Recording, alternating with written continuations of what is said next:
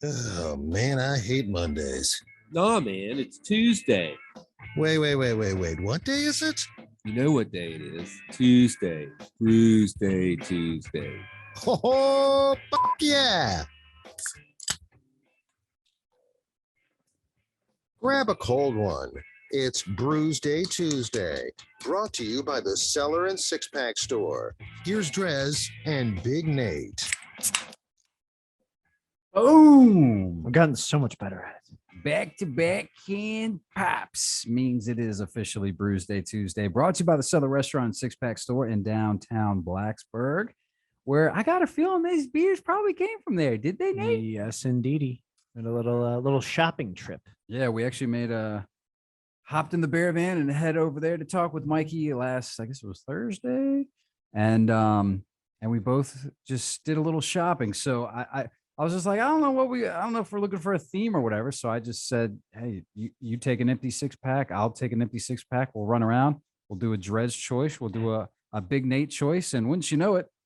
And we'll let you decide after we read what beers we're pouring, who picked these. But how many 6-packs did we end up leaving with too? Because it was more than the two we initially had. Yeah, I think we got enough beer for at least the next month or so of Brewsday Tuesday. That's for sure. We're definitely not allowed to go shopping together. But I'll go first. I was very excited to pull this one out of the beer fridge. It's the lemon meringue from Evil Twin Brewing.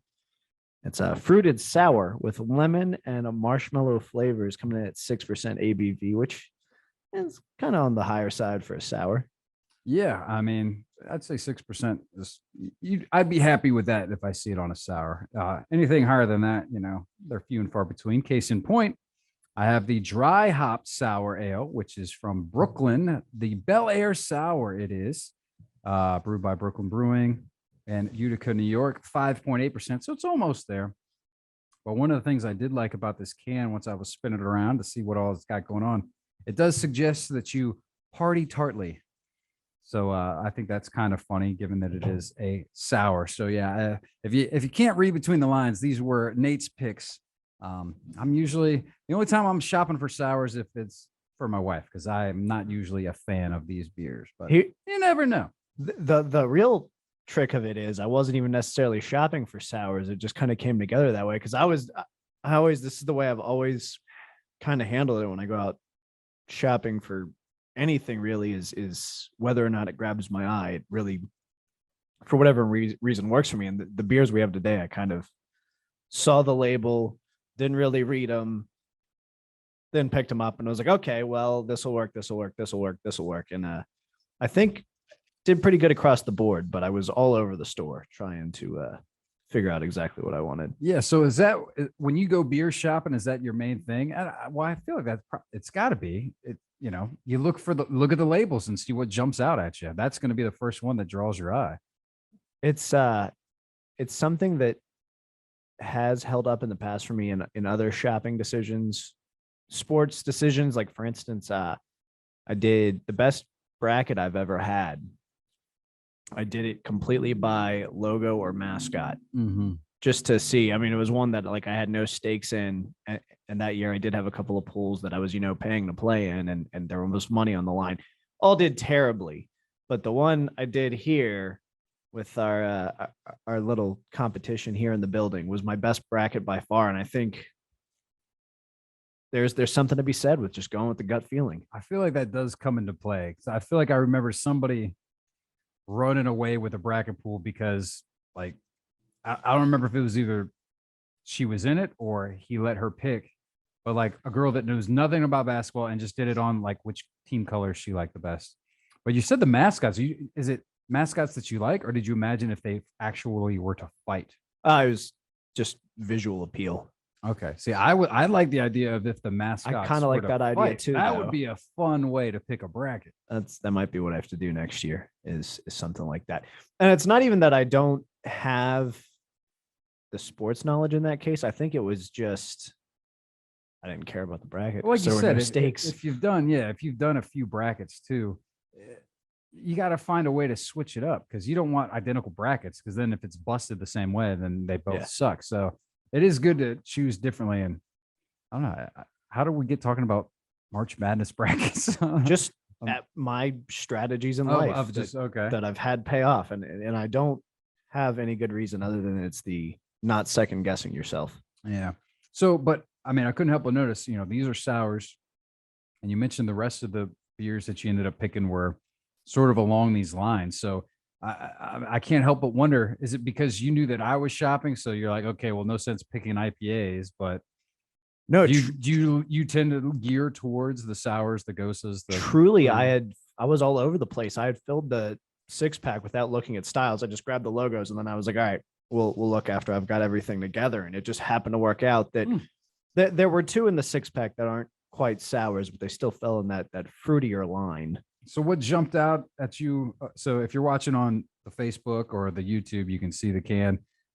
This Brooklyn Bel Air Sour. What jumped out a bit is just the colors, because it is a pretty rare. The colors stood out, and I don't know if it was placement. That's the other thing is, like, with me being on the taller side, stuff on bottom shelves usually gets ignored by me. But like that was right at eye level. I think when we first walked in the store and I saw the like pink and baby blue, and I was like, oh, that's an interesting color scheme. And I like what Brooklyn does with their labels. Same thing falls with this Evil Twin Brewing one, the lemon meringue.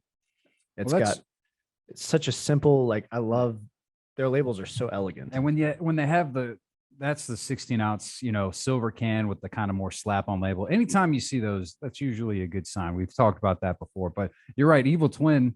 Well, and the fact that it's Evil Twin. Yeah. I mean, that alone is an idea that it's going to be a pretty tasty beverage, which I guess we'll get the official word, but I'm sure you'll tell us more about that. But if I was a betting man, I think I'd like the beer in your glass more than the beer in my glass right now. But we'll see. Well, I'll be able to find that out off air. Well, that's the other one that interests me. I don't know. Like, I'm trying to think back. I don't remember vividly ever having too many dry hopped sours. Yeah, it's definitely a different style when it comes to a sour. Yeah, I think they are few and far between. I know I've used that earlier about the ABV as well, but yeah, I mean, because why? I mean, it seems to me like, I mean, I don't 100% know the science behind it. I know Huck and I had previously talked about dry hopping stuff, and I feel like the whole goal with the sour is to have that wild yeast kind of do what it does and ferment more. I feel like dry hopping would just shut down the process with the wild yeast. Yeah, I don't know enough about the actual process of brewing. That being said, I don't know if I've mentioned it, but for my birthday, I did get another brew kit. Oh boy. So I guess I might have to give it another go and see how it works. I can't remember.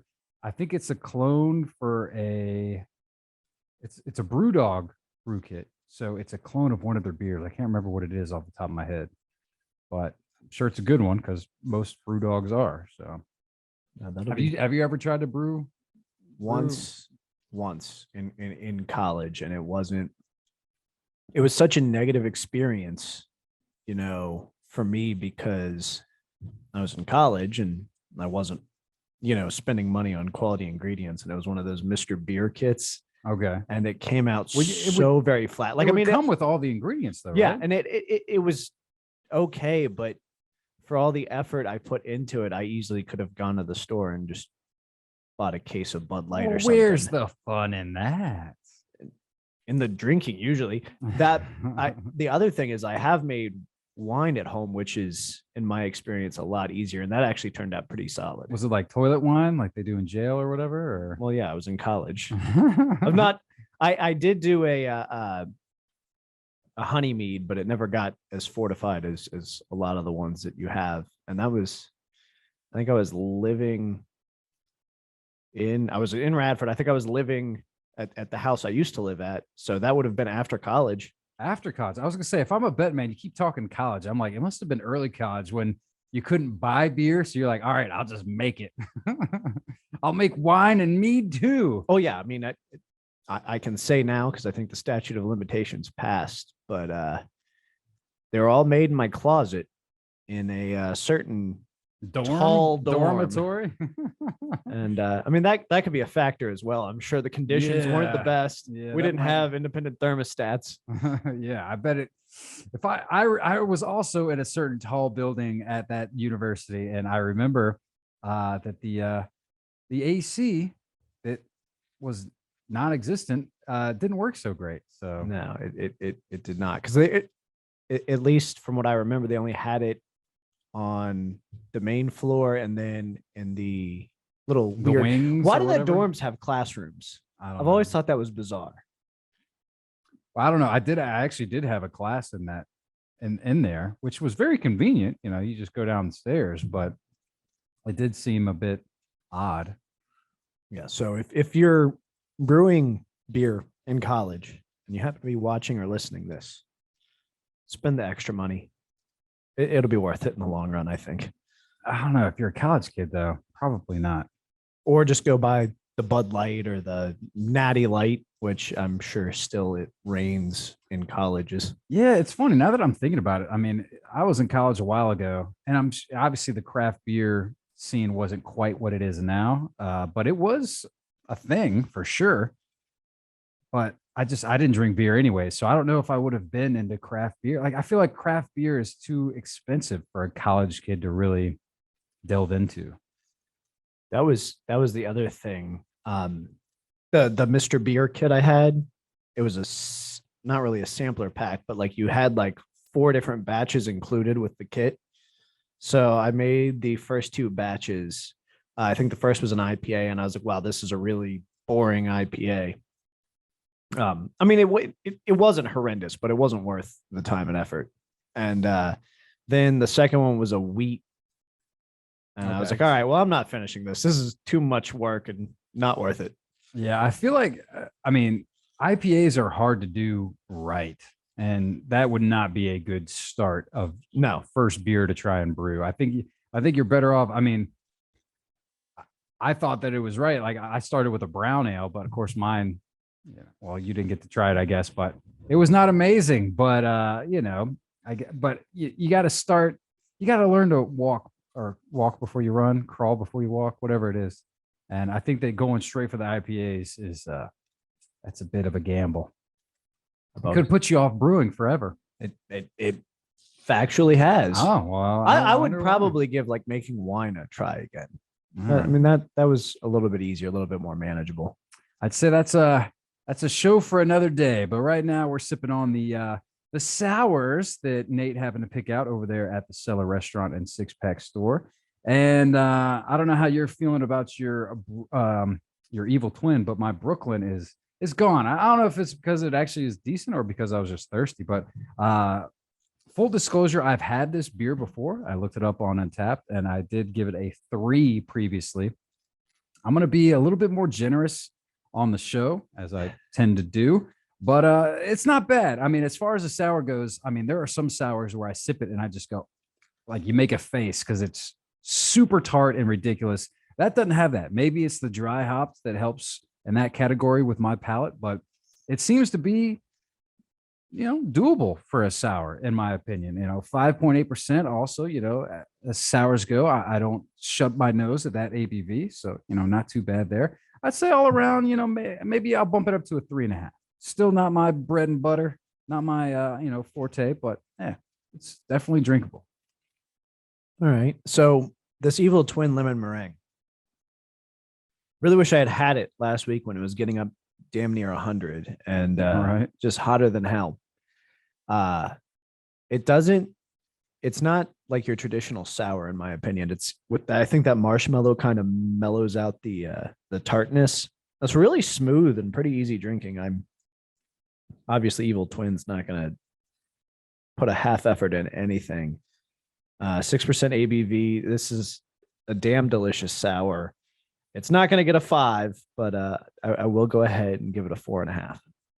Yeah, and full disclosure, I also have had that beer before, and I think I gave it a 4.25. That's really good. So it's not. I mean, for a sour, that means that's a damn good sour. So, all right, well, we'll mix it up slightly. We're going from sours to gozas. Gozas. All right. Potato in my book. But here, we'll take a quick break. We'll play it soon, and we'll come back and do a little bit more Brewsday Tuesdaying on 105.3 The Bear. Stick around.